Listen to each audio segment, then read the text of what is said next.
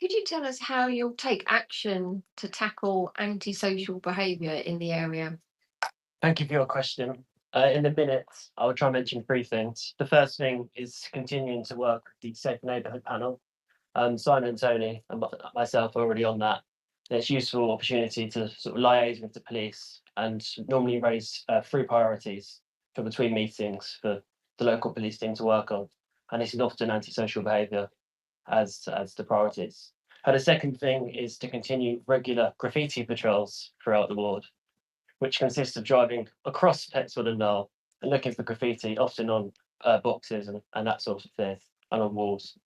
When Simon started 20 years ago, he frequently reported up to 100 things, and now it's often less than 5 defects.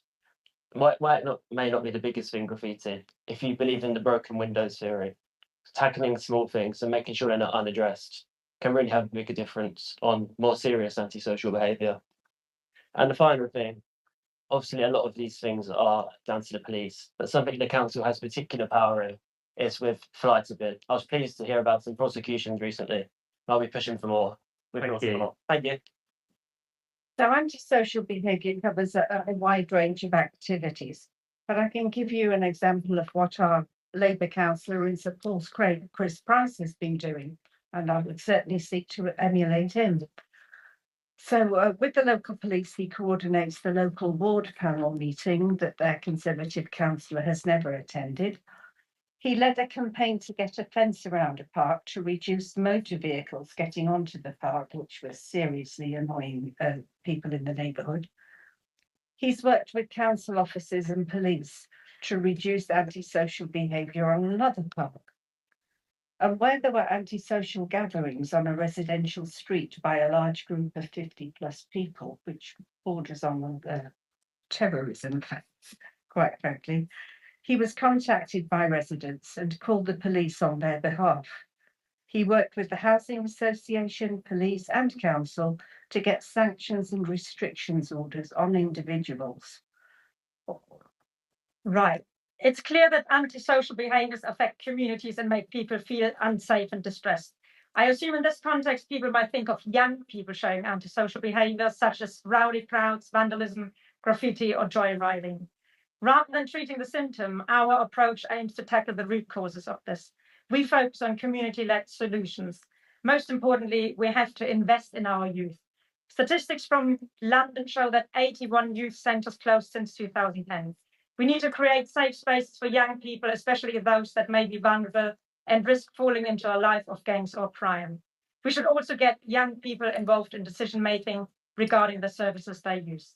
Thus, we believe preventative measures are the way forward. Similarly, restorative justice is a way of reducing reoffending. In other examples of antisocial behaviours that are not specific to age, for example, fly tipping or littering, we advocate for stronger enforcement, but also meaningful penalties. Thank you. Good evening. Our view is that prevention, community policing, early intervention, and restorative justice matters. Visible neighbourhood policing is vital to us. We need more officers and support officers from and for the community. Reduced numbers, particularly during protests in central London, makes this incredibly challenging. Liberal Democrat councillors oppose the closure of the 24-hour police front counter at Bromley Police Station. We will continue to oppose changes that reduce access to policing services. Residents must feel safe enough to walk to a police station and get whatever help they need, particularly at times of crisis. Since 2023, we have proposed a burglary response guarantee. Theft must be taken seriously, and victims must know that their case is being dealt with properly. Thank you very much. Thank you. Okay, before we sit down, you want to just introduce yourself, Yeah, sure. who you are, where you're from, what you do. Yeah, so I have to scroll up because these notes are a bit earlier, but so yeah, I was gonna say, months ago I decided to stand for election. I did it because I wanted to get more involved in local politics, be a part of our campaign, and see for myself how it works. Petswood and Knoll is a lovely area, and I've grown up walking my dog nearby here. I was at Bullerswood School until I finished almost 2 years ago now. I'm at university, but at times I find my studies frustrating. There's political history, systems and theories, lots of diagnosis and arguments, but there's no real life application.